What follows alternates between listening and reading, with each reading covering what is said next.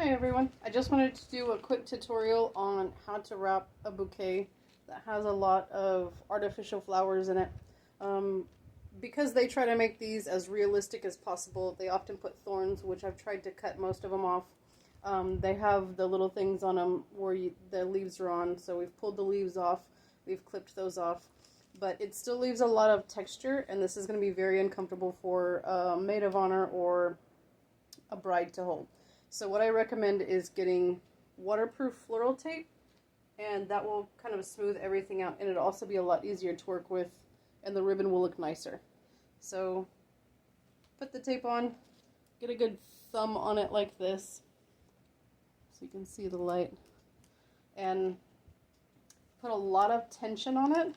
So what it will start to do is start to make the handle a little bit smaller.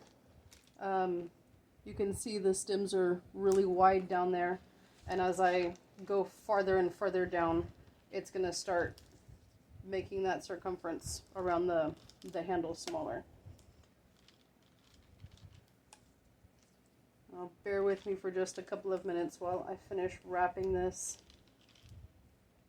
I already finished the other one. You can see what it's going to look like. We're not going to go all the way down,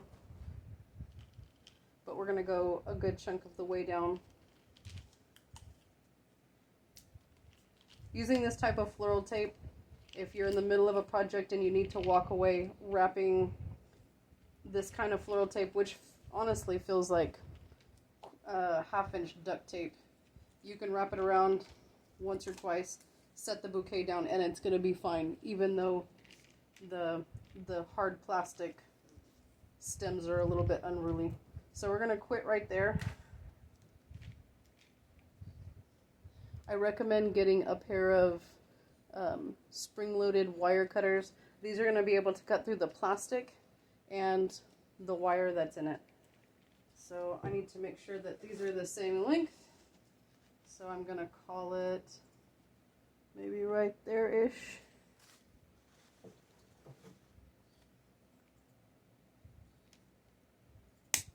Let's see. I don't know if you can see the wire in there, but it cut through the plastic and the wire.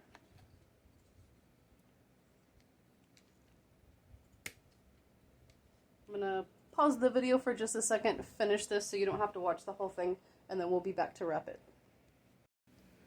We're gonna go ahead and wrap this with double-sided ribbon, and what I mean by double-sided ribbon is it's shiny on both sides. I have an example right here. See how it's kind of shiny on that side? Well, it's matte on the other. Well, it's still reading as shiny, but the texture is very different, and a lot of times the color can be different even from one side to the other. That'll be relevant here in just a few minutes. So make sure that whenever you wrap it the first time, you wrap it low enough so that you cover the end of the ribbon that you started with, so you have a nice clean edge.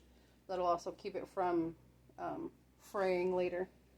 Wrap it around, and this will be much more comfortable now that you've got ribbon on it and using that other tape. I always recommend going up, especially if there's a taper to the handle. It'll help keep from the ribbon folding over on itself. And then whenever you get to the top, because it's so much thicker, what it wants to do is fold over on itself. If you use the double-sided ribbon, you can let it fold over on itself, and then it looks like a decoration rather than a mistake. Finish going around. Give yourself a little bit extra to work with.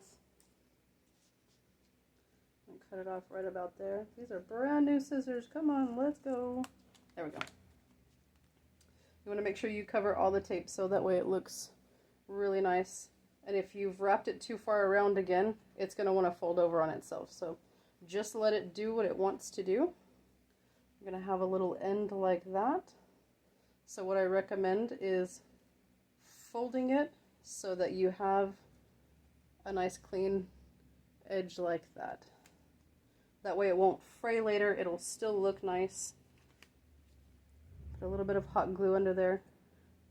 Just enough to keep it secure, but not so much that when you press it down it squishes out like you've put too much peanut butter on a peanut butter and jelly sandwich. Give it a few seconds to dry. Looks like I need to put a little bit more up there, but we can absolutely do that. But this is what it looks like whenever we're finished. Looks like I need to do a little bit more up there, but we can take care of that. That's no problem.